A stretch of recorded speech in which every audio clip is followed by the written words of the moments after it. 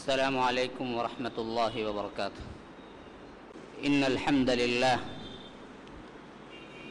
نحمده ونستعينه ونستغفره ونؤمن به ونتوكل عليه ونعوذ بالله من شرور أنفسنا ومن سيئات أعمالنا. من يهده الله فلا مضل له ومن يضلل فلا هادي له. وأشهد أن لا إله إلا الله وحده لا شريك له وأشهد أن محمدًا عبده ورسوله. أما بعد، فإن خير الحديث كتاب الله وخير الهدي هدي محمد صلى الله عليه وسلم وشر الأمور محدثاتها وكل محدثة بدعة وكل بدعة ضلالة وفي رواية وكل ضلالة في النار. فأعوذ بالله من الشيطان الرجيم. بسم الله الرحمن الرحيم. والذين آمنوا وهاجروا وجاهدوا في سبيل الله والذين آووا ونصروا أولئك هم المؤمنون حقا لهم مغفرة ورزق كريم. اللهم أرنا الحق حقا وارزقنا اتباعه وأرنا الباطل باطلا وارزقنا اجتنابه. اللهم علمنا ما ينفعنا وانفعنا بما علمتنا وارزقنا علما. رب اشرح لي صدري ويسر لي أمري واحلل عقدة من لساني يفقه قولي. برادران اسلام، واجب الاحترام بزرگوں، دوستوں اور عزیز ساتھیوں، لائق احترام ماؤں اور بہنوں، اصحاب رسول اللہ صلی اللہ علیہ وسلم کی سیرتوں کا جو سلسلہ آپ لوگوں کے سامنے پیش خدمت ہے. عموماً صحابی کی زندگی شروع کرنے سے پہلے میرا معمول فضیلت کے اعتبار سے کوئی ایک آیت یا حدیث آپ لوگوں کو سنا دینا رہا ہے. ابھی جو میں نے آیت پڑھی ہے سورہ انفال کی آخری آیتوں میں سے، اللہ تبارک و تعالی ارشاد فرماتا ہے، بے شک وہ لوگ جنہوں نے ایمان کو قبول کیا، اسلام قبول کر کے خاموش نہیں بیٹھ گئے، آمنوا وہاجروا وجاہدوا، پھر اللہ کے لیے انہوں نے ہجرت کی، اللہ کے لیے انہوں نے جہاد کیا. تو ایک کیٹیگری بن گئی، جنہوں نے اسلام قبول کیا، ہجرت کیا، جہاد کیا. دیکھیے نا جی، سیرت مبارکہ میں بھی بالکل یہی ترتیب ہے. پہلے اللہ کے رسول صلی اللہ علیہ وسلم نے اسلام کی طرف بلایا، جماعت بنی، ہجرت کا حکم دیا، مدینہ پہنچے، سلطنت اسلامیہ قائم ہوئی، پھر غزوہ بدر بھی پیش آیا.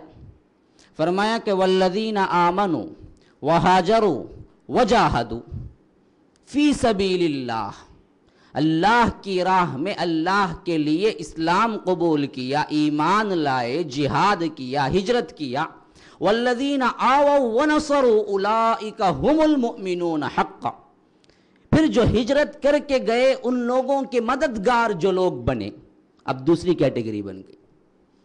پہلی کیٹیگری اور تھی جن کے بارے میں 3 اوصاف بیان کر دیے گئے. فرمایا کہ آمنوا وہاجروا وجاہدوا. دوسری کیٹیگری میں فرمایا کہ والذین آووا ونصروا، پھر وہ لوگ جنہوں نے، جو لوگ ہجرت کر کے گئے تھے ان کے مددگار بنے، ان کو پناہ دی، ان کے لیے اپنے گھر تش دیے، اولئک هم المؤمنون حقا، یہی وہ لوگ ہیں جو حقیقتاً مومن ہیں۔ کون گارنٹی دے رہا؟ کون گارنٹی دے رہا ہے؟ ہم اور آپ نہیں، رب العالمین، مالک ارض و سما، عرش عظیم کا مالک۔ اب یہ گارنٹی کیا دنیا کے لیے ہے؟ اب یہ گارنٹی کیا وقتی طور پر ہے؟ اب یہ گارنٹی جب تک اللہ کے رسول تھے اس وقت تک کے لیے ہے؟ اب یہ گارنٹی اس وقت تک کے لیے ہے کہ صحابہ کے اندر جب وہ لڑائیاں نہیں ہوئی تھی اس وقت تک کے لیے ہے؟ بھلا سوچ کے تو دیکھیے، جب خالق ارض و سما دے رہا ہے گارنٹی، تو قیامت تک کے لیے یہی گارنٹی ہے اصحاب رسول اللہ کو، خواہ ان کے اندر کچھ بھی پیش آئے۔ وہی لوگ ہیں حقیقتاً مومن۔ اگر وہ مومن نہیں ہیں، اگر ان کے اخلاق پہ کوئی ریمارک ہے، ان کے ایمان پہ کوئی طنز ہے، تو پھر کائنات کے اندر کوئی مومن ہے ہی نہیں۔ اسی لیے فرمایا کہ اولئک هم المؤمنون حقا، حقیقتاً یہی ہیں وہ لوگ جو ایمان لائے اور صحیح مومن ہیں۔ کون؟ ایک کیٹیگری ان کی جو ایمان لائے، ہجرت کیا، جہاد کیا، کون؟ مہاجر۔ دوسری کیٹیگری کون؟ جو ہجرت کر کے پہنچے تو ان کو پناہ دی، ان کے لیے مددگار بنے، کون؟ انصار۔ انصار، مہاجرین، یہ دو کیٹیگری مل کے اصحاب رسول اللہ کل بن جاتے ہیں۔ فرمایا السابقون الاولون من المہاجرین والانصار، یہ پورے اصحاب رسول اللہ ہیں۔ ان دونوں کیٹیگری الگ الگ جماعتوں کا ذکر کر کے فرمایا اولئک هم المؤمنون حقا لہم مغفرۃ ورزق کریم، کہ ان کے لیے اللہ تبارک و تعالی کے ہاں مغفرت ہے، بڑا ہی بہترین رزق ہے، یعنی جنت کی بشارت دے دی کل اصحاب رسول اللہ صلی اللہ علیہ وسلم کے لیے۔ اب کوئی لان تان کرتا ہے، کوئی مین میخ نکالتا ہے، کوئی کردار پہ حرف لاتا ہے، تو یاد رکھ لیجئے صحابہ پہ کچھ نہیں ہوتا، اپنے ایمان کو تج دیتا ہے، خطرے میں ڈال دیتا ہے۔ سورج کو تھوکنا چاہیں گے تو سورج کو تو کچھ نہیں ہوگا، تمہارے اوپر پڑ جائے گا آگے۔ سورج کے لیے کوئی نقصان نہیں، تھوک کے دیکھیے آپ، اس کے لیے نقصان نہیں ہوتا، تھوک تمہارے اوپر ہی پڑے گا وہ۔ یہ سب ستارے ہیں، ہدایت کے ستارے، ان کو کوئی نقصان نہیں ہوتا، لیکن تمہارا ایمان خراب ہو جاتا۔ یہ اصحاب رسول اللہ صلی اللہ علیہ وسلم کی فضیلتیں ہیں، کتنی آیتیں ہیں، اسی وجہ سے میں نے منتخب کیا ہے۔ اگر 30 صحابہ ہم اس رمضان المبارک میں سنیں گے تو انشاءاللہ العزیز 30 آیتیں فضائل کے اعتبار سے سن لیں گے اصحاب رسول اللہ کی۔ میں نے اسی وجہ سے ہر دن ایک آیت کا انتخاب کیا ہے، تاکہ لوگ سمجھ لیں کہ اصحاب کا کیا مقام ہے اللہ تبارک و تعالی کے ہاں، کیا فضیلتیں ہیں اللہ تبارک و تعالی کے ہاں۔ جب ہم فضائل کو مان لیں گے پھر ان کی زندگی گزارنے کی تڑپ بھی پیدا ہو جائے گی۔ جب ان کے فضائل کا انکار کر دیں گے تو ان کی زندگیاں بھی ہمارے لیے نمونہ نہیں رہ جائیں گی۔ جب ان کی زندگیاں نمونہ نہیں رہ جائیں گی تو یاد رکھ لیجئے پھر ایمان ہمارے اندر اضافہ تو ہونا بہت دور کی بات ہے، بلکہ گھٹتا چلا جائے گا۔ یہ وہ لوگ ہیں جو ہمارے ایمان کی تازگی کا باعث بنیں گی۔ آئیے آج صحابی جن کی زندگی آپ لوگوں کے لیے پیش خدمت ہے، کون ہیں، کس پائے کے ہیں، کیا فضیلتیں ہیں، تقدیر نے ان کے نصیب میں کیا کچھ لکھا تھا۔ بڑے ہی فضیلت والے، بڑے ہی مقام والے، بڑے ہی مرتبے والے، یہ وہ صحابی ہیں جو پوری تاریخ میں اپنی نوعیت کی پہلی صفت کے حامل ہیں۔ یہ شرف، یہ فضیلت کسی اور صحابی کو میسر نہیں آئی تھی۔ اللہ تبارک و تعالی نے تقدیر میں صرف انہی کے لیے لکھا تھا۔ صحابی، ہر کوئی صحابی وہ تمنا رکھتا تھا کہ کاش کے فضیلت ہمیں مل جائے، لیکن کاتب تقدیر نے اس صحابی کی زندگی کے لیے لکھا تھا جن کی زندگی آج ہمارے لیے موضوع بحث ہے۔ وہ زمانہ اللہ کے رسول صلی اللہ علیہ وسلم کا 13 نبوت کا زمانہ، کیسا زمانہ، مکہ تنگ، باوجود سب سے بہتر فضیلت والا شہر رہنے کی، باوجود اللہ تبارک و تعالی کا گھر رہنے کی، باوجود اللہ کے رسول صلی اللہ علیہ وسلم کو محبوب ترین شہر رہنے کے، لیکن ایک وقت ایسے بھی آیا ہے اس اسلام کی راہ میں اللہ کے رسول کے لیے مکہ تنگ ہو گیا، مکہ تنگ ہو گیا۔ مکہ، وہ مکہ جو ہر مسلمان کے دل کی دھڑکن ہے، وہ مکہ جسے اللہ تبارک و تعالی نے مخصوص طور پر حضرت آدم ہی کے زمانے سے وہاں اپنی مسجد بنا دی، کعبۃ اللہ۔ وہ مکہ جن کے لیے اللہ کے رسول صلی اللہ علیہ وسلم نے ہجرت کرتے وقت پلٹ کے کہا کہ اے مکہ میں تجھے محبوب رکھتا ہوں، اگر تیرے اہل نہ نکالتے تو میں کبھی یہاں سے نہ نکلتا۔ آنسو لا کے کہا ہے اللہ کے رسول صلی اللہ علیہ وسلم نے اپنے آنکھوں میں، اے مکہ تو بڑا ہی محبوب ہے میرے لیے، لیکن یہاں کے رہنے والے مجھے رہنے نہیں دیتے ہیں، مجبوری کی حالت میں نکلنا پڑ رہا ہے۔ اپنے ہی گھر میں کیسے تنگ، وہ ہجرت کا زمانہ بھی کیا زمانہ ہے، کیسی اللہ کے رسول صلی اللہ علیہ وسلم نے اس اسلام کی راہ میں مصائب و آلام برداشت کیے ہیں۔ ہمیں صرف سن کے سر دھننا نہیں ہے، سن کے کہتے ہوئے چلے جانا نہیں ہے کہ بڑا پیارا خطبہ تھا، بڑا پیارا بیان تھا، نہیں، احساس کو اجاگر کیجئے، اپنے اندر انقلاب برپا کیجئے۔ اللہ کے رسول صلی اللہ علیہ وسلم کا یہ حال دیکھیے جو اللہ تبارک و تعالی ہجرت کے موقع پہ خود کھینچا ہے، خود بیان کیا ہے۔ وَإِذْ يَمْكُرُ بِكَ الَّذِينَ كَفَرُوا لِيُثْبِتُوكَ أَوْ يَقْتُلُوكَ أَوْ يُخْرِجُوكَ وَيَمْكُرُونَ وَيَمْكُرُ اللَّهُ وَاللَّهُ خَيْرُ الْمَاكِرِينَ۔ یہ بدبخت ترین کفار، اے اللہ کے رسول وہ موقع یاد کیجئے جب یہ لوگ آپ کے ساتھ مکر کر رہے تھے، چال چل رہے تھے کہ آپ کو قتل کر دیں، اللہ اکبر، آپ کو قتل کرنے کا منصوبہ بنا رہے ہیں۔ یمکر بک الذین کفروا لیثبتوک او یقتلوک او یخرجوک، یا آپ کو مکے سے نکال باہر کریں، یا آپ کو قتل کر دیں، یا آپ کو باندھ کے رکھ کے قید میں ڈال دیں۔ وَيَمْكُرُونَ وَيَمْكُرُ اللَّهُ، اللہ بھی ایک مکر کر رہا تھا ان لوگوں کے ساتھ، ان کا بھی ایک مکر تھا، واللہ خیر الماکرین، سب سے بہتر مکر کرنے والا تو میں ہوں۔ یہ بدبخت لوگوں کو ذہن میں نے دیا ہے، میں جب چال چلوں گا تو میری چال کامیاب رہے گی، تمام چال ضائع ہو کے رہ جائے گی۔ اللہ کے رسول صلی اللہ علیہ وسلم کے گھر کے بالکل سامنے تلوار تیز کرتے ہوئے 12 نقیب، 12 لوگ، قبائل کے بڑے بڑے سردار، اوباش، نوجوان، سب اپنی تلواریں لیے تیار کھڑے ہیں کہ جو ہی نکلیں گے قتل کر دیں گے، جو ہی نکلیں گے بیک وقت ٹوٹ پڑیں گے، جو ہی نکلیں گے کہ سب کی تلوار ایک ہی وار کرے گی کہ پتہ بھی نہیں چلے گا کہ وار کرنے والا کون ہے۔ یہاں یہ پلاننگ، اوپر وہ پلاننگ کہ اللہ تبارک و تعالی نے جبرائیل کے ذریعے وحی بھیجا کہ نکلو، آپ بے خوف قطر نکلو، ہم اندھا کر دیں گے ان کو، آنکھوں کو دیکھ ہی نہ پائیں گے۔ یہ اللہ کے رسول نکلے ہیں، بالکل انہی کے سامنے سے نکلے ہیں۔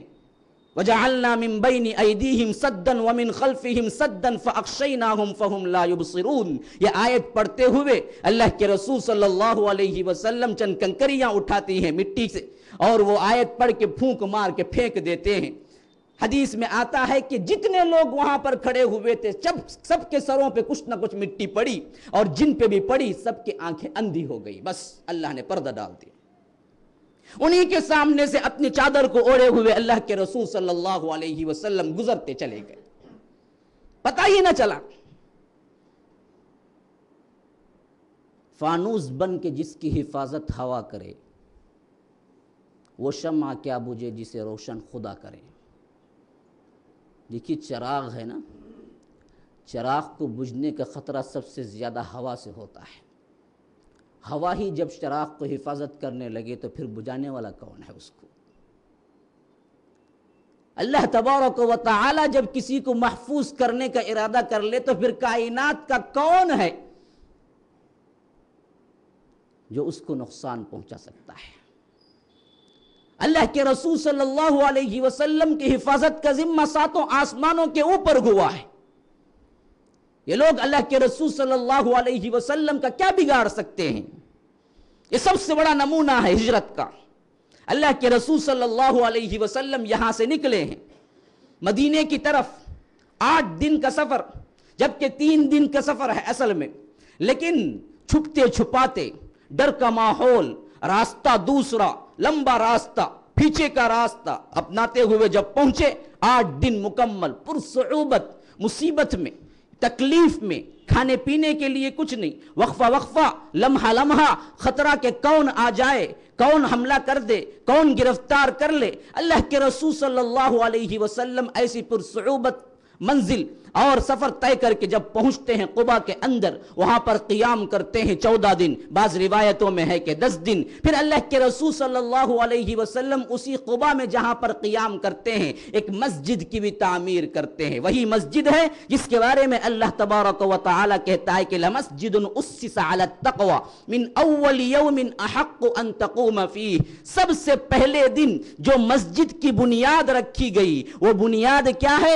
تقوی کی بنیاد پہ مسجد رکھی گئی۔ اللہ اکبر، 7 آسمانوں کے اوپر سے اس مسجد کے لیے اللہ تبارک و تعالی گارنٹی دے رہا ہے کہ یہ مسجد پہلی ہی دن کے اندر سے تقوی کی بنیاد پہ رکھی گئی، وہ ہے مسجد قباء جو اللہ کے رسول صلی اللہ علیہ وسلم نے یہاں پر رکھا۔ پھر آگے چلیے، اللہ کے رسول صلی اللہ علیہ وسلم یہاں سے مدینہ کے لیے نکلے ہیں، مدینے کے لیے نکلے ہیں تو انصار مدینہ اشتیاق میں ہیں، کب آئے اللہ کے رسول، یہ کیوں کر ہوا، یہ کیسے ہو سکتا ہے؟ آپ لوگ تاریخ کو جان لینا ہے، تبھی بات اور واقعے کو سمجھنے میں آسانی ہوگی۔ بھائی کچھ ادھر بھی آ جائیں، تھوڑا سا مجلس کو اور کیا ہے آگے کر لیں تاکہ آنے والوں کو کیا ہے دقت نہ ہو۔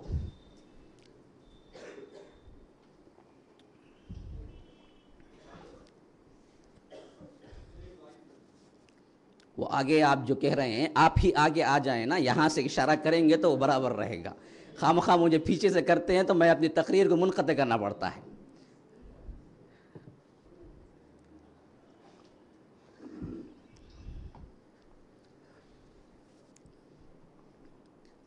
اللہ کے رسول صلی اللہ علیہ وسلم مکے میں اپنی دعوت کا آغاز کرتے ہیں، 13 سال مکے میں اسلام کی تبلیغ کرتے ہیں، لیکن نتیجتاً ہوتا کیا ہے؟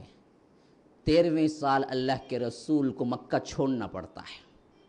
اب مکہ چھوڑ کے جب مدینے میں داخلہ ہو رہا ہے، مدینے کے تمام افراد سب کے سب اشتیاق میں ہیں کہ اللہ کے رسول صلی اللہ علیہ وسلم آئیں تو ہم شاہانہ استقبال کر کے اللہ کے رسول صلی اللہ علیہ وسلم کو مدینہ بلوائیں۔ اب بات یہ ہے کہ یہ ہوا کیسے؟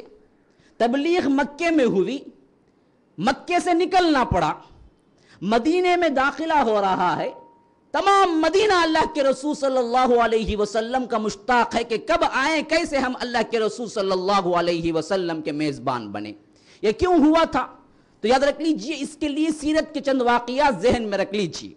اللہ کے رسول صلی اللہ علیہ وسلم حج کے آنے والے مدینے سے بھی آتے، بہت سے اطراف و اقراف کے علاقے سے بھی آتے، تو اللہ کے رسول عموماً حج کے موسم میں ایک ایک قبیلے کو جا کے دعوت کرتے، ایک ایک قبیلے کے لیے اسلام سمجھاتے۔ ہوا یہ کہ 10 نبوت کے اندر، نبوت کے 10ویں سال اللہ کے رسول صلی اللہ علیہ وسلم ایک خیمے سے آوازیں آ رہی تھی، تو اللہ کے رسول صلی اللہ علیہ وسلم نے وہاں جا کے ان کو تبلیغ اسلام بہترین پیرائے میں سمجھایا۔ انہوں نے کہا کہ اے اللہ کے رسول، ہم تو اس معاملے کے لیے نہیں آئے ہیں، لیکن آپ کی دعوت ایسی ہے کہ دل کے اندر بات بیٹھتی ہے تو ہم آپ پر اسلام قبول کرتے ہیں۔ یہ سب سے پہلے 6 افراد تھے مدینے کے جنہوں نے 10 نبوت میں اسلام کو قبول کیا اور یہ عہد کر کے گئے کہ ہم آپس میں اس دین کو پھیلائیں گے۔ پھر اگلے سال جب واپس لوٹے تو وہ 12 بن کے واپس لوٹے۔ اب 12 بن کے واپس لوٹے تو انہوں نے کہا کہ اے اللہ کے رسول صلی اللہ علیہ وسلم، آپ ہمارے لیے ایک معلم کو مقرر کر دیجئے تاکہ ہم وہاں پر اسلام کی تبلیغ کر سکیں۔ پھر اللہ کے رسول صلی اللہ علیہ وسلم مصعب بن عمیر کو بھیجا داعی اسلام بنا کر، اسلام کے سب سے پہلے داعی، اسلام کے سب سے پہلے مبلغ اللہ کے رسول صلی اللہ علیہ وسلم کی اجازت سے مدینہ پہنچے ہیں، اور ان کی تبلیغ، ان کے اسلوب، ان کے بیان کرنے کے انداز میں اللہ تبارک و تعالی نے بہت جلد وہاں پر اسلام کو پھیلا دیا، حتیٰ کہ مدینہ ایک حد تک کل کا کل اسلام قبول کر لیا تھا۔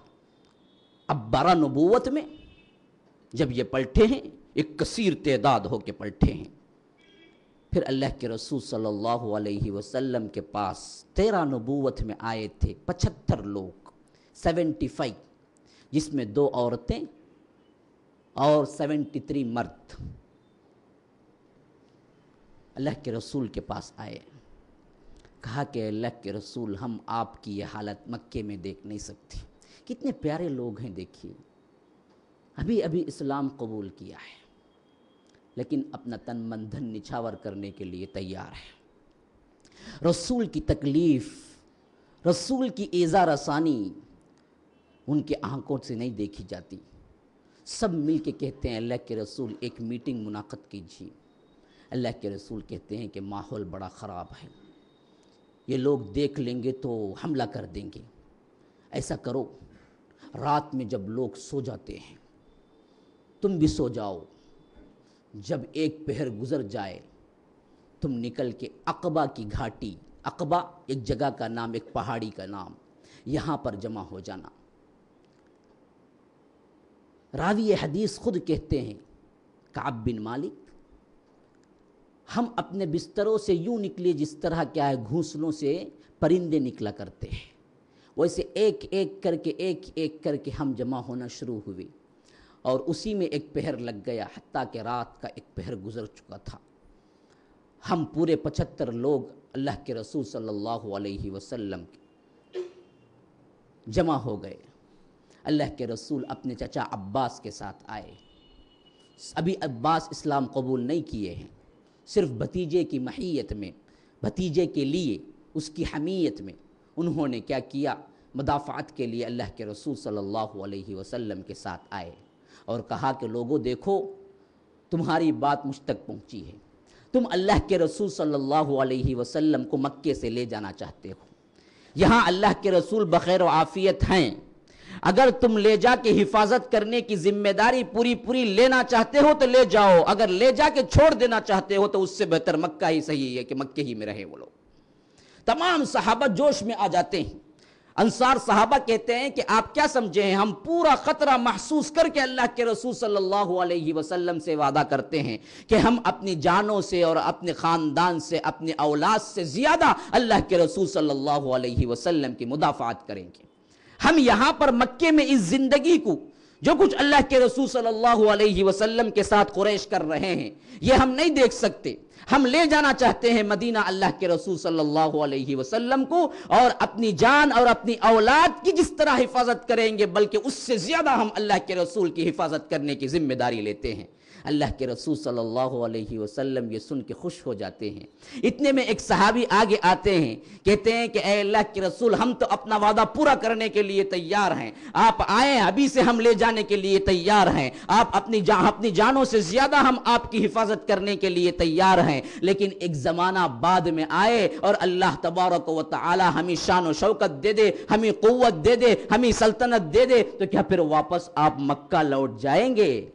اللہ کے رسول صلی اللہ علیہ وسلم نے مسکرایا، کہا دیکھو جہاں تمہارا خون ہے وہی میرا خون ہوگا، جہاں تم ذمہ داری اٹھاؤ گے وہیں میں ذمہ داری اٹھاؤں گا، جہاں تم لوگ لڑو گے میں بھی لڑوں گا، جہاں جن سے تم محبت رکھو گے میں بھی رکھوں گا، اگر میں ہجرت نہ کیا ہوتا تو میں خود بھی انصار میں سے ہونا پسند کرتا۔ انہوں نے کہا کہ اللہ کے رسول، اسعد بن زرارہ آگے بڑھے، فرمایا کہ اللہ کے رسول ہم اگر آپ کے لیے مدافعت کریں، آپ کے لیے اپنی جان نچھاور کر دیں، آپ کے لیے حفاظت کریں، بدلے میں ہمیں کیا ملے گا؟ اللہ کے رسول نے کہا کہ اور کیا چاہیے؟ جنت، بدلے میں تمہارے لیے جنت ہے۔ کہا کہ بس اے اللہ کے رسول صلی اللہ علیہ وسلم، اپنے بچپنا بھی ہمارا تلواروں کے اندر گزرا ہے، ہم اپنی جانوں سے زیادہ آپ کی حفاظت کر دیں گے، آپ آ جائیں۔ یہ عہد و پیمان ہوا، رات گہری ہو چکی تھی، اللہ کے رسول نے کہا کہ اچھا اب عہد و پیمان ہو گیا ہے، تم نکلو تاکہ قریش کو معلوم نہ ہو جائے کہ وہ حملہ کر دیں۔ اب یہ نکل کے جب پہنچے ہیں اپنے اپنے بستروں میں، تو وہاں سے اس وادی کا جو شیطان ہوتا ہے اس نے نعرہ لگایا کہ او قریش، تمہارے خلاف یہاں پر ایک میٹنگ ہو رہی ہے۔ اللہ کے رسول نے سنا تو کہا کہ یہ بدبخت اس وادی کا شیطان تھا جو اس راز کو فاش کر دیا۔ اب جیسے ہی قریش کو معلوم ہوا کہ اللہ کے رسول نے ایک میٹنگ کی ہے، اور وہ بھی انصار سے جو مدینے سے آئے ہوئے لوگ تھے، تو وہ بھاگم بھاگ پہنچے جہاں سے وہ لوگ آ کے وہاں پر خیمہ زن ہوئے تھے، لیکن دیکھا کہ سب کے سب نکل چکے ہیں، تو انہوں نے باقاعدہ اس کی جاسوسی کی کہ کیا ہوا تھا، صحیح خبر نہیں مل سکی قریش کو۔ اور اسی اثناء میں اللہ کے رسول صلی اللہ علیہ وسلم کو وحی آئی کہ آپ اپنے اصحاب کو حکم دیجئے کہ مدینے کی طرف ہجرت کر جائیں۔ پھر ایک دن ایسا بھی آیا کہ اللہ کے رسول صلی اللہ علیہ وسلم کے قتل کا منصوبہ یہاں قریش بنا رہے تھے، یہاں اللہ تبارک و تعالی نے وحی اتاری کہ اللہ کے رسول آپ نکل جائیے رات رات۔ ابو بکر صدیق کے ہمراہ اللہ کے رسول صلی اللہ علیہ وسلم ہجرت کر کے نکلتے ہیں، قبا پہنچتے ہیں، وہاں پر مسجد کی تعمیر کچھ دن ٹہرتے ہیں، پھر آگے روانہ ہو جاتے ہیں مدینہ منورہ۔ اب مدینہ منورہ کیا ہے؟ سب کے سب مسلمان، سب کے سب اشتیاق میں ہیں، حتیٰ کہ بچے بھی ترانہ گا گا کے اشتیاق میں اللہ کے رسول صلی اللہ علیہ وسلم کے ہیں کہ کب داخل ہوں گے، کب ہم اللہ کے رسول کے نبی، اللہ کے نبی کو ہم دیکھیں گے۔ یہ حالت روز اوپر جھاڑوں کے درختوں کے اوپر چڑھ کے نظارہ کرتے ہیں اللہ کے رسول صلی اللہ علیہ وسلم ابھی آئے ہیں یا نہیں۔ روایتوں میں آتا ہے کہ صبح سویرے جب آ کے بیٹھتے اصحاب اس راہ میں جو مکے کی راہ ہوتی، شام تک بیٹھ کے انتظار کیا کرتے کہ اللہ کے رسول کب پہنچے کب پہنچے۔ جب شام گہری ہو جاتی تو مایوس ہو کے واپس پلٹ جاتے۔ ایسے ہی ایک دن جب پورا دن انتظار کر کے اصحاب رسول اللہ پلٹ رہے تھے، غروب آفتاب کا موقع تھا، ایک یہودی نے نعرہ لگایا سب سے پہلے، او لوگو تمہارا قریش کا صاحب آ رہا ہے جس کے تم انتظار کر رہے ہو۔ صحابہ نے چڑھ کے جب دیکھا اللہ کے رسول صلی اللہ علیہ وسلم اپنے اصحاب کی معیت میں رواں دواں تھے، صحابہ خوشی سے اللہ اکبر کا نعرہ پکار اٹھے، حتیٰ کہ انصار کی عورتیں بھی آ گئی، حتیٰ کہ بچیاں بھی آ گئی، ترانہ گاگا کے اللہ کے رسول صلی اللہ علیہ وسلم کا استقبال کیا ہے۔ طلع البدر علینا، وہ جو مشہور ترانہ ہے، طلع البدر علینا من ثنیات وداعی وجب الشکر علینا ما دعا للہ داعی۔ یہ ہے وہ اصحاب رسول اللہ صلی اللہ علیہ وسلم کا اشتیاق، اللہ کے رسول صلی اللہ علیہ وسلم کو مدینے کا استقبال۔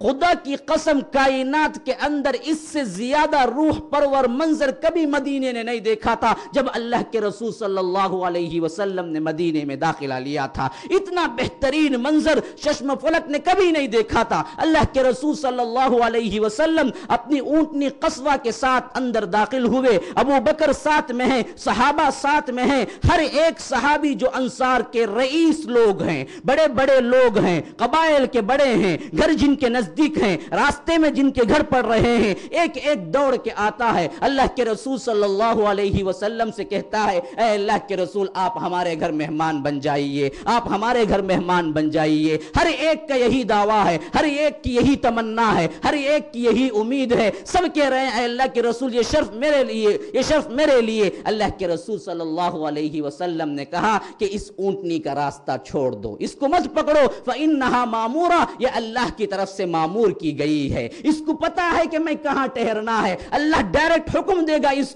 کو پتا ہے، وہیں پر وہ رکے گی، تم اس کی نکیل نہ پکڑو، تم اس اونٹنی کو نہ روکو، اس کو چھوڑ دو اس کے راستے کو، فإنہا مامورہ، وہ جہاں بیٹھے گی جہاں رکے گی وہ اللہ کا حکم ہوگا، میں وہیں پہ اتروں گا۔ بس یہ کہنا تھا، اصحاب رسول اللہ نے چھوڑ دیا، اصحاب رسول اللہ نے نکیل کو چھوڑ دیا، اونٹنی کو چھوڑ دیا، لیکن ہر ایک تمنا کر رہا ہے کہ کاش کہ وہ میرا گھر ہوتا جس میں اللہ کے رسول صلی اللہ علیہ وسلم رونق افروز ہوں۔ لیکن دیکھتے ہیں کہ جب قصوہ کی اونٹنی آگے بڑھ جاتی ہے تو وہ گھر والے مایوس ہو جاتے ہیں کہ ہمارا گھر چلا گیا، پھر آگے بڑھتی ہے تو دوسرا مایوس ہو جاتا ہے کہ ہمارا گھر چلا گیا۔ یہ اشتیاق رسول ہے، یہ محبت رسول ہے جو اللہ تبارک و تعالی نے اللہ کے رسول کے اصحاب کے دلوں کے اندر ڈال دی تھی۔ ایسی محبت چشم فلک نے کبھی نہیں دیکھا ہے، کسی بادشاہ کے لیے نہیں، کسی امیر کے لیے نہیں، کسی وزیر کے لیے نہیں، کسی جماعت کے رکن کے لیے نہیں، یہ صرف ایمان کی دولت سے اللہ کے رسول صلی اللہ علیہ وسلم نے اصحاب کے اندر ڈال دیا تھا۔ اب دیکھیے یہ آگے بڑھتے ہیں، آگے بڑھتے ہیں، آگے بڑھتے ہیں،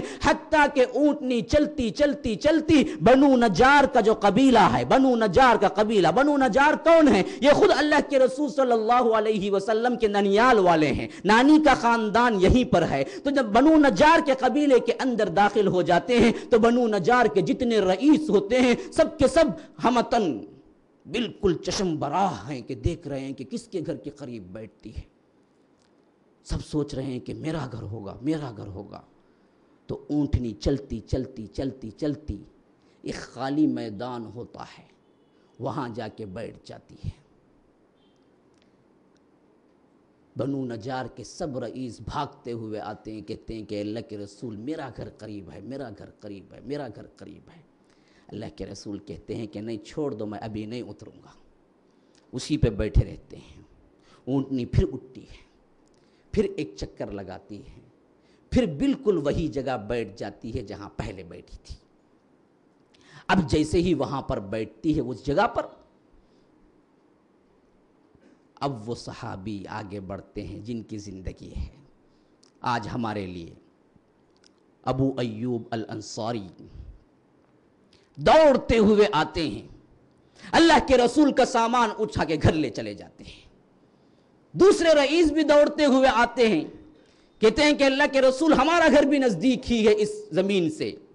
اللہ کے رسول کہتے ہیں کہ سامان جس کے ساتھ چلا گیا، مسافر بھی اسی کے ساتھ جاتا ہے۔ سامان ایک گھر میں ہے، میں کسی دوسرے گھر میں کہاں جاؤں؟ یہ تو ابو ایوب انصاری اٹھا کے لے کے چلے گئے سامان کو۔ دوسری روایتوں میں ہے کہ حتیٰ کہ ان کے اندر ایک طرح کا مقابلہ ہو گیا۔ رئیسوں نے کہا کہ اللہ کے رسول یہ شرف صرف ابو ایوب کو کیوں ہے؟ اللہ کے رسول نے کہا کہ اچھا ایسی بات ہے تو قرعہ ڈال لو، ایسی بات ہے تو تم قرعہ ڈال لو۔ اب تمام رئیسوں نے مل کے قرعہ ڈالا اور نام لکھلا ابو ایوب انصاری کا، کیونکہ کاتب تقدیر نے خود لکھ دیا تھا ابو ایوب انصاری کے لیے، یہ شرف ان کو ملنا ہی تھا۔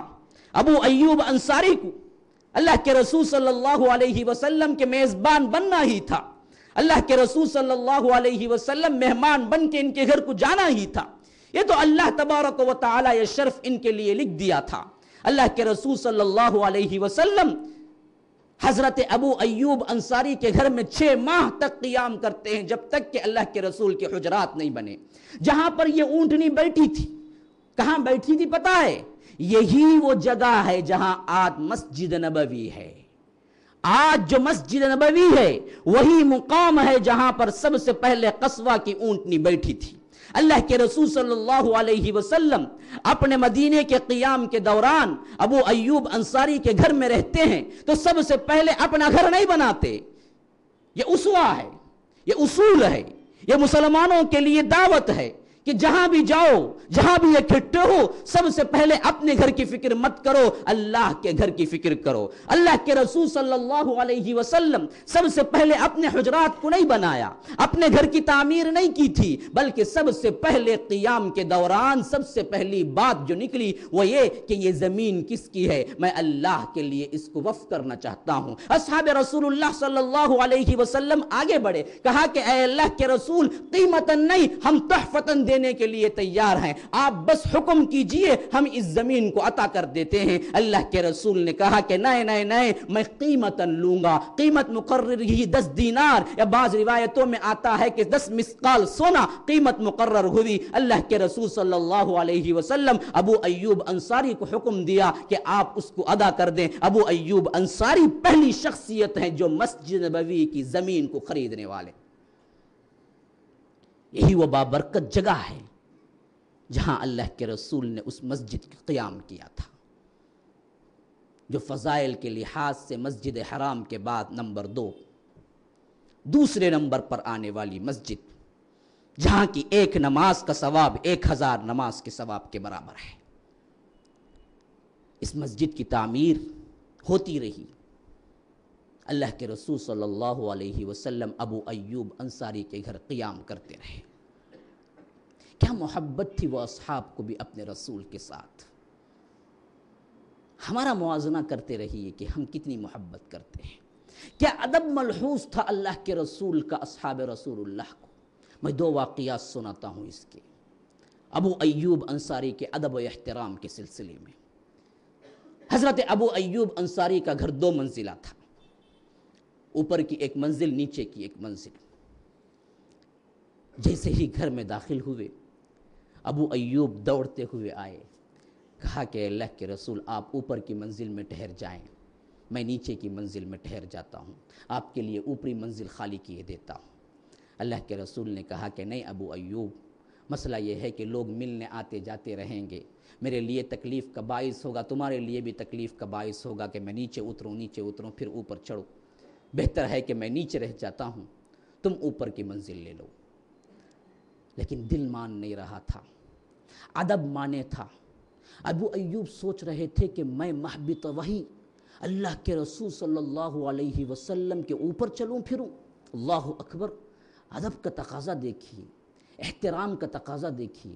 چھت کے اوپر چلنا بھی وہ باعث ندامت، اللہ کے رسول کے ادب کے خلاف سمجھ رہے تھے۔ میں اوپری منزل پہ چلوں، اللہ کے رسول نیچی منزل پہ رہیں، یہ کیسے ممکن ہے؟ لیکن اللہ کے رسول نے اصرار کیا کہ نہیں، تم یہیں میرے لیے نچلی منزل ٹھیک ہے، تم اوپری منزل ہی میں رہو۔ تو انہوں نے بالکل کیا ہے مجبوری کی حیثیت سے تو مان لیا۔ لیکن کیا ہوا، اپنی بیوی ام ایوب کے پاس ایک رات بیٹھے ہوئے ہیں، کھانا کھا کے جب سونے کے لیے لیٹنے والے تھے، ابو ایوب نے کہا اپنے اہلیہ سے، ام ایوب سے، کیا یہ دل گوارا کرتا ہے کہ اللہ کے رسول نیچے ہوں اور اوپر چلے پھریں؟ انہوں نے کہا کہ اللہ اکبر، ہاں اتنی بڑی بات، یہ کیسے ہو سکتا ہے؟ اب ان کے اندر احساس ایسے جاگا کہ وہ سمٹتے چلے گئے اپنے ہی منزل کے اندر، اپنے ہی گھر کے اندر، حتیٰ کہ سمٹ سے دیواروں سے چمٹ کے رہ گئے، نہ سویا نہ لیٹا نہ آ کر آرام کیا، پوری رات دیواروں سے چمٹے ہوئے گزار دی۔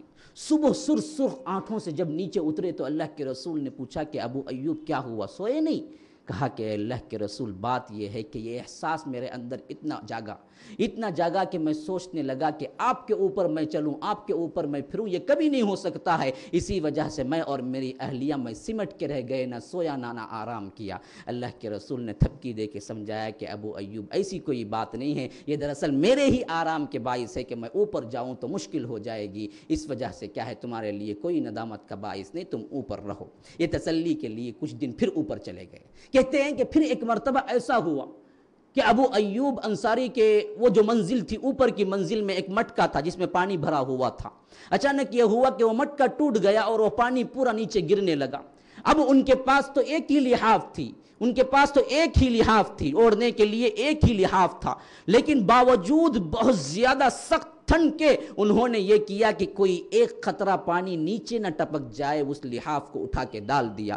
باوجود ڈال دینے کے بھی یہ احساس اتنا جاگا کہ کہیں اللہ کے رسول کو کوئی اذیت نہ پہنچ جائے، کہ کوئی قطرہ پانی اللہ کے رسول کے اوپر نہ پڑ جائے۔ پوری رات اسی حالت میں گزاری، پھر صبح سویرے دوڑتے ہوئے آئے اور کہا کہ اللہ کے رسول یہ میرے لیے بہت زیادہ ناممکن ہو گیا ہے کہ میں اوپر رہوں اور آپ نیچے رہیں، برائے مہربانی آپ اوپر آ جائیں، یہ احساس میرے لیے چین لینے دیتا نہیں ہے۔ اللہ کے رسول مسکرا کے کہا کہ اچھا خیر صحیح، ایسے ہی صحیح۔ پھر اللہ کے رسول اوپر پہنچ گئے، ابو ایوب انصاری نیچے آ گئے۔ ادب احترام کا اس سے زیادہ کوئی نمونہ دیکھ سکتے ہیں؟ ہم کتنی حدیثیں سنتے ہیں، کبھی یہ ادب احترام ہمارے اندر جاگا ہے؟ کتنے اللہ کے رسول صلی اللہ علیہ وسلم کی منع کی ہوئی باتیں سنتے ہیں، لیکن کتنے پہ عمل کرتے ہیں؟ لا ترفعوا اصواتكم فوق صوت النبي ولا تجهروا له بالقول كجهر بعضكم لبعض ان تحبط اعمالكم۔ اللہ کے رسول صلی اللہ علیہ وسلم کی آواز سے اپنی آواز کو اونچا نہ کرو، ایسا کرنے سے ہو سکتا ہے تمہارے پورے اعمال غارت ہو کے رہ جائے، تمہیں پتہ بھی نہ ہو۔ اللہ کے رسول صلی اللہ علیہ وسلم کے کتنے احکامات ہیں جو روزانہ سنتے ہیں، لیکن अमल करना नसीब नहीं होता। यहां देखिए हुब्ब रसूल के नमूने कैसे हैं। अच्छा आगे चलिए और भी नमूने देख लीजिए। अल्लाह के रसूल सल्लल्लाहु अलैहि वसल्लम को अबू अय्यूब अंसारी हमेशा खाना पहले भेज दिया करते थे। अल्लाह के रसूल खा के जब खाना वापस लौटाते तो देखते कि अंगुलियों के निशानान खाने में कहाँ हैं, वहाँ से वो निकाल के तबर्रुक के तौर पे खाना शुरू कर देते। जब वो वापस खाना आता वही खाना अबू अय्यूब अंसारी हमेशा खाया करते थे। एक मरतबा अल्लाह के रसूल सल्लल्लाहु अलैहि वसल्लम सही मुस्लिम की रिवायत के मुताबिक खाना भेजा है। खाना अल्लाह के रसूल सल्लल्लाहु अलैहि वसल्लम ने जब वापस भेजा तो खोल के देखा तो जैसे भेजा था वैसे ही खाना था। परेशान हो गए, कहीं कोई गलती तो नहीं हो गई, कहीं अल्लाह के रसूल इस खाने से नाराज तो नहीं हो गए। दौड़ते हुए आए, कहा कि अल्लाह के रसूल जैसे मैंने खाना भेजा वैसे ही वापस भेजा है, क्या आपने खाना नहीं खाया है? अल्लाह के रसूल ने कहा कि दरअसल इस खाने में लहसुन था और मैं लहसुन पसंद नहीं करता।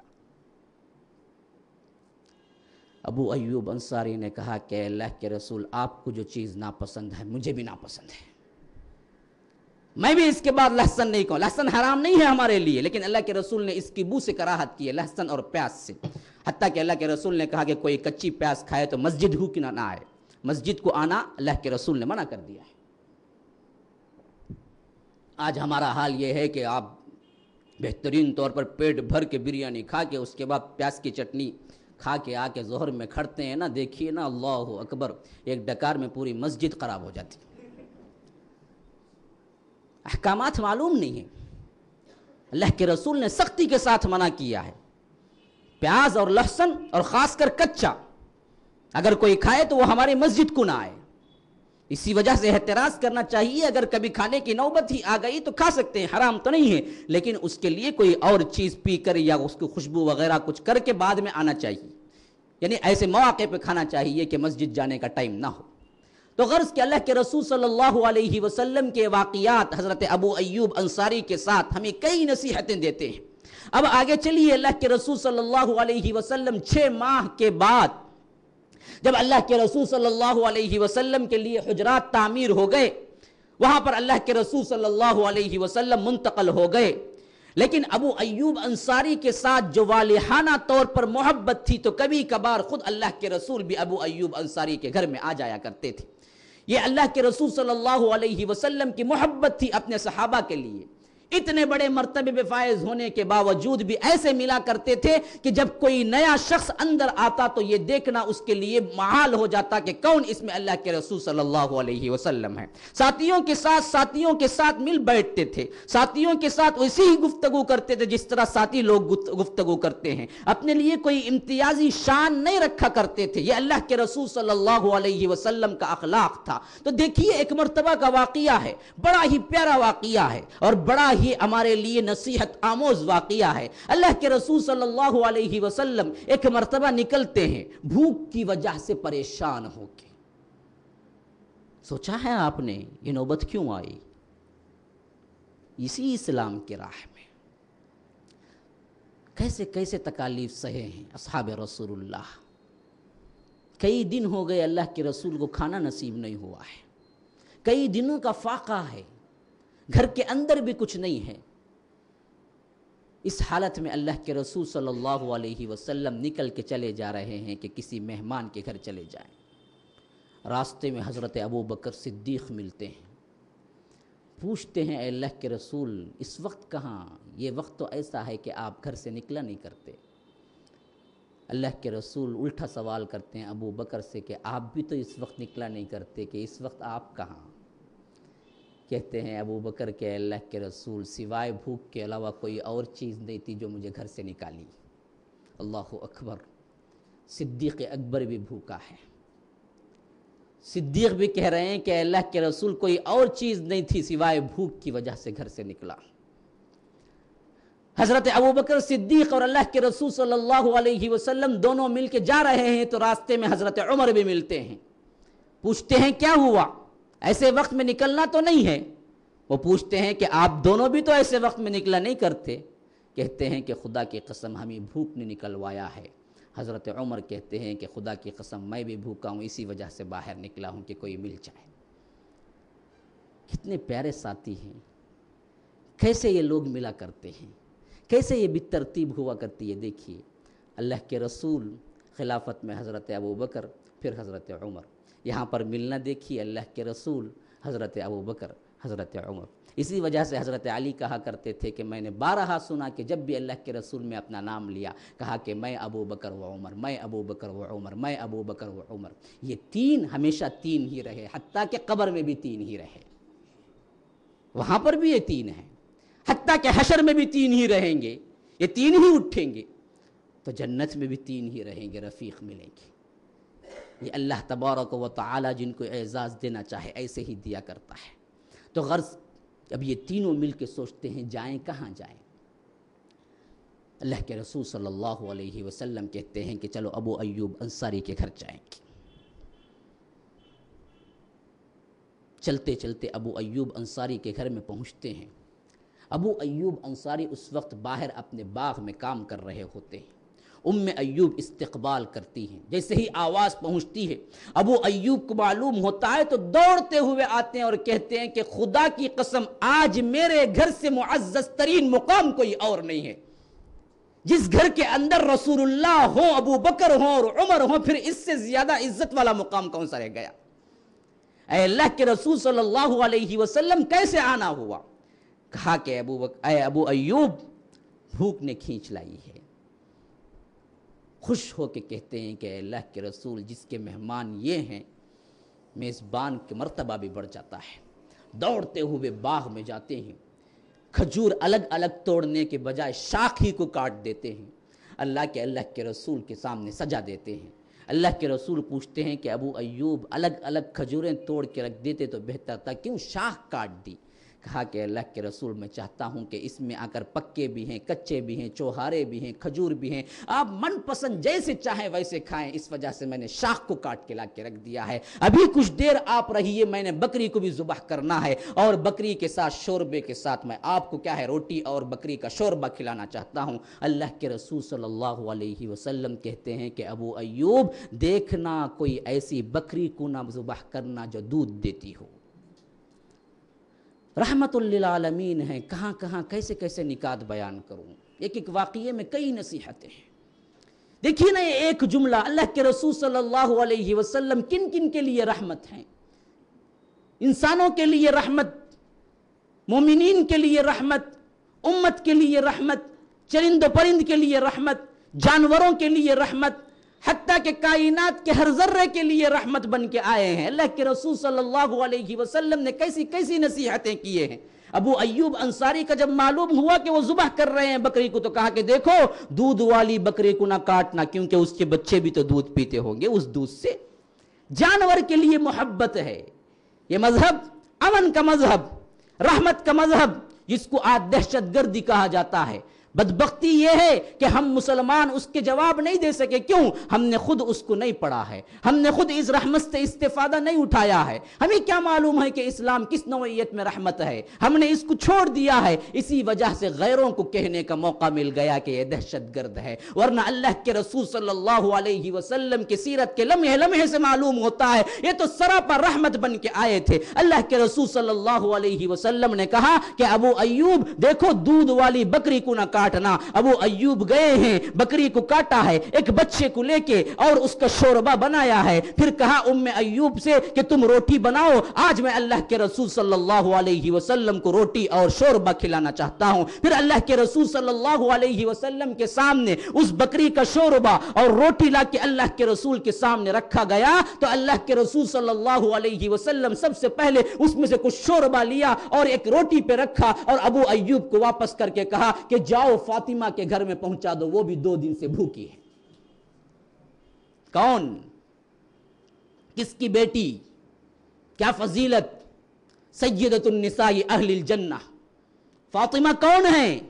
जन्नत की औरतों की सरदार, अल्लाह के रसूल सल्लल्लाहु अलैहि वसल्लम की महबूब तरीन बेटी, जिनके लिए अल्लाह के रसूल सल्लल्लाहु अलैहि वसल्लम जब भी आया करते थे उठ के इस्तकबाल किया करते थे, अपनी जगह बिठाया करते थे। ऐसी महबूब तरीन बेटी के घर में भी 2 दिन से चूल्हा नहीं जला है। अल्लाह के रसूल सल्लल्लाहु अलैहि वसल्लम कहते हैं कि जाओ फातिमा के लिए भी ले जाओ और ये 2 रोटियां और ये शोरबा दे के आओ, कई दिन से वो भी भूखी है।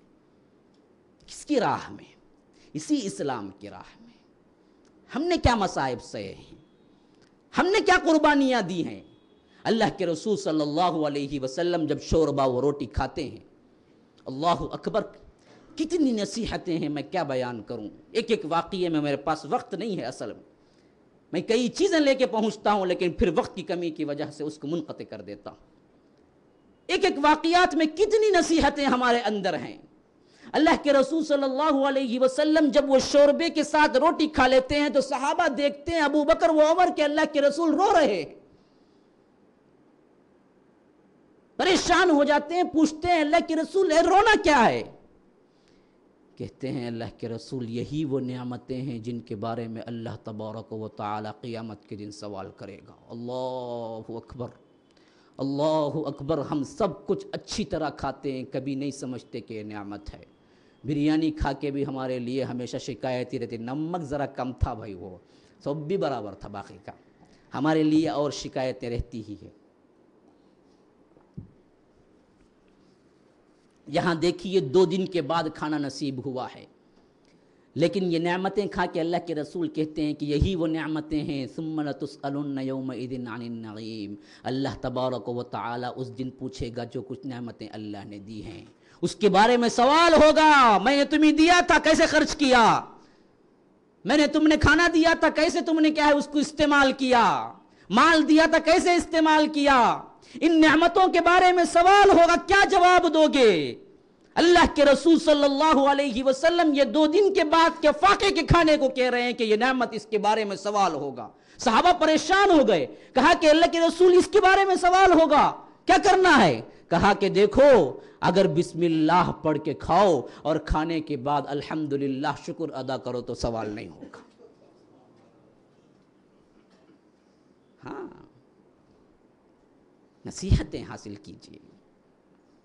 کتنے مرتبہ ہم نے بغیر بسم اللہ کے کھایا ہے، کتنے مرتبہ ہم نے کھا کے اللہ کا شکر ادا کیا ہے، ذرا غور کر کے دیکھیے۔ اگر اللہ سوال کر دے کہ میں نے کھانا دیا، تم نے نہ بسم اللہ پڑھی نہ شکر ادا کیا، تو کیا جواب دو گے؟ ہے کوئی جواب ہمارے پاس؟ ہاں، بچے کو تو کیا ہے، جب بھی بولنا آتا ہے اس کو گڈ مارننگ سکھانے نہیں بھولتے ہم، لیکن بسم اللہ کبھی سکھائے ہیں اس کو؟ کبھی بسم اللہ نہ کہنے پر مارے ہیں اس کو؟ یاد رکھ لیجئے، یہ تربیت دراصل بڑے ہو کے ہمیشہ عادت بن جاتی ہے۔ ماں باپ کے لیے فریضہ ہے کہ وہ تربیت ایسی کریں کہ عادت بن جائے بچے کی۔ اصل میں ماں باپ نہیں سکھاتے، اسی وجہ سے ہم بڑے ہو کے بھی بسم اللہ پڑھنا نہیں آتا ہے، ایسے ہی اٹھا کے کھاتے ہیں۔ کیوں؟ ماں باپ نے نہیں سکھایا اپنے بچپن میں۔ ماں باپ اگر سکھا دیں اور وہ عادت بن جائے تو بغیر کوئی نیت اور ارادے کے نکل جاتا ہے زبان سے بسم اللہ۔ ہم نے تربیت ہی نہیں کی۔ اللہ کے رسول صلی اللہ علیہ وسلم کہتے ہیں ابو ایوب سے کہ ابو ایوب کل ضرور سے آنا میرے پاس۔ یہ اللہ کے رسول کا معمول تھا، جب بھی کسی سے تحفہ لیتے، جب بھی کوئی مدد کرتا، اللہ کے رسول کوئی قرض باقی نہیں رکھتے، اللہ کے رسول ہمیشہ اس سے بہتر لوٹانے کی کوشش کرتے۔ جب اس موقع پہ اللہ کے رسول ابو ایوب انصاری کے پاس آ کے کھائے تو کہا کہ ابو ایوب کل ضرور سے آنا میرے پاس۔ پھر اس کے بعد دوسرے دن جب پہنچتے ہیں ابو ایوب اللہ کے رسول کے گھر میں، بڑے خوش ہو کے اللہ کے رسول کہتے ہیں کہ دیکھو فلاں لونڈی آئی ہوئی ہے، غلام آیا ہوا ہے، اس میں سے تم ایک کو انتخاب کر کے اپنے گھر کے لیے لے جاؤ اور دیکھو اس کے ساتھ حسن سلوک کرنا۔ ابو ایوب لونڈی کو لے کے پہنچتے ہیں، بیوی پوچھتی ہے یہ کیا؟ کہتے ہیں کہ اللہ کے رسول نے تحفے میں دی ہے اور کہا ہے کہ دیکھو اچھا سلوک کرنا، اور تمہارے سے میں مشورہ کرتا ہوں۔ ام ایوب سے ابو ایوب کہتے ہیں کہ مشورہ کرتا ہوں کہ اس سے اچھا سلوک کیا ہو سکتا ہے، ہم کیا کریں؟ بیوی بھی تو ابو ایوب کی بیوی ہے، کہتی ہے کہ اس سے اچھا سلوک کیا ہو کہ اس کو آزاد کر دو، اور اچھا سلوک کیا ہوگا؟ ابو ایوب کہتے ہیں کہ ہاں بالکل صحیح بات کہی تم نے، ہم آزاد کر دیتے ہیں۔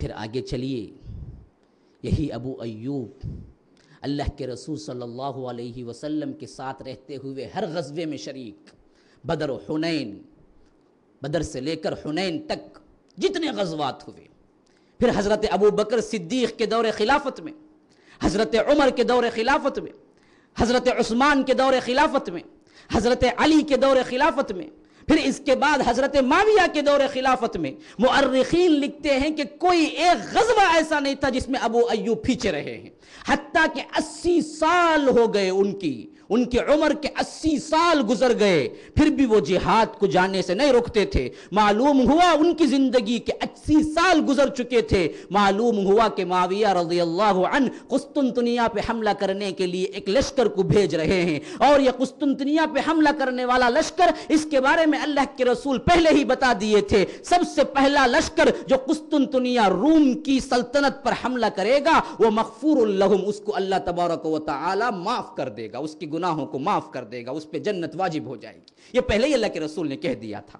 صحابہ مشتاق تھے، جب نکلیں گے ہم پہنچ جائیں گے۔ یہ اعلان ہوا حضرت معاویہ کی طرف سے، میں بھیجنے والا ہوں ایک لشکر۔ ابو ایوب انصاری کی عمر اس وقت تقریباً 80 سال سے زائد ہے، 80 سال سے زائد، ایسے بڑھاپے کی عمر میں باقاعدہ سپاہی بن کے آگے پہنچتے ہیں اور کہتے ہیں کہ میں شامل ہونا چاہتا ہوں۔ لوگ انہیں اٹھا لیتے، یہ تو اصحاب رسول اللہ میں سے بدری صحابی ہیں، یہ تو وہ ہیں جو میزبان رسول ہیں، یہ ہمارے ساتھ آنا چاہتے ہیں، تو وہ لے کے نکلتے ہیں۔ اب دیکھیے جنگ کے لیے جب نکلتے ہیں سب سے بہترین جنگجو بن کے نکلتے ہیں، ایسی شجاعت، ایسا اللہ تبارک و تعالی نے بہادری دی تھی۔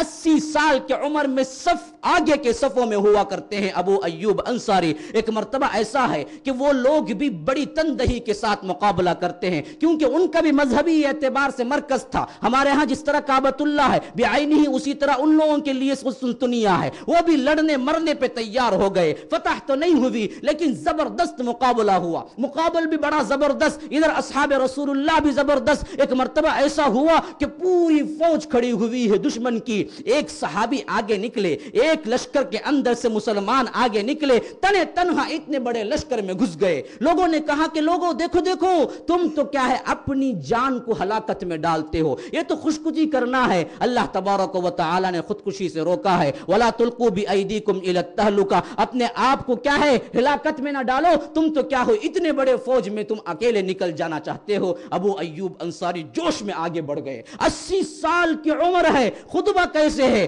آگے بڑھ کے کہا کہ مسلمانوں تم اس آیت کا غلط مفہوم لیتے ہو، یہ اللہ تبارک و تعالی نے جہاد سے رک جانے پہ کہا تھا، جہاد کو جانے کے لیے نہیں کہا تھا۔ تم نے آیت کا غلط مفہوم سمجھ لیا ہے۔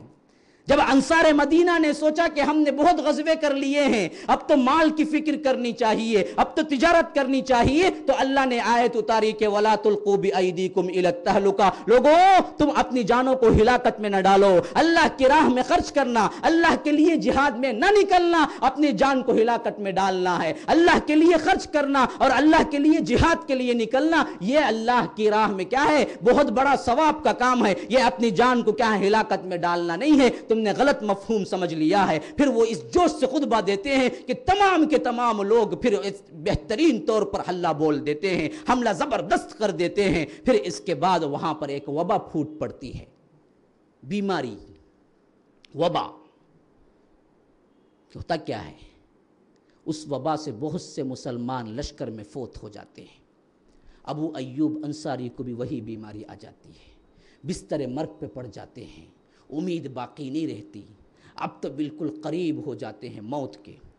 امیر لشکر آتا ہے، کہتا ہے کہ ابو ایوب انصاری آپ بڑا مقام رکھتے ہیں، کوئی وصیت ہے، آپ کوئی نصیحت کرنا چاہتے ہیں امت کو؟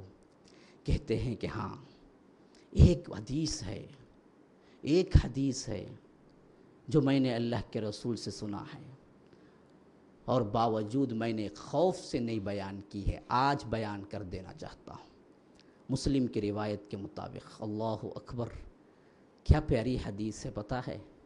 کہتے ہیں ابو ایوب انصاری نے، میں نے اللہ کے رسول صلی اللہ علیہ وسلم سے سنا ہے کہ اگر بندے گناہ کرنا چھوڑ دیں گے، حدیث کیا ہے؟ اگر بندے گناہ کرنا چھوڑ دیں گے تو اللہ تبارک و تعالی ان کو ہٹا کر ان لوگوں کو لائے گا جو گناہ کریں گے پھر توبہ کریں گے۔ ہاں،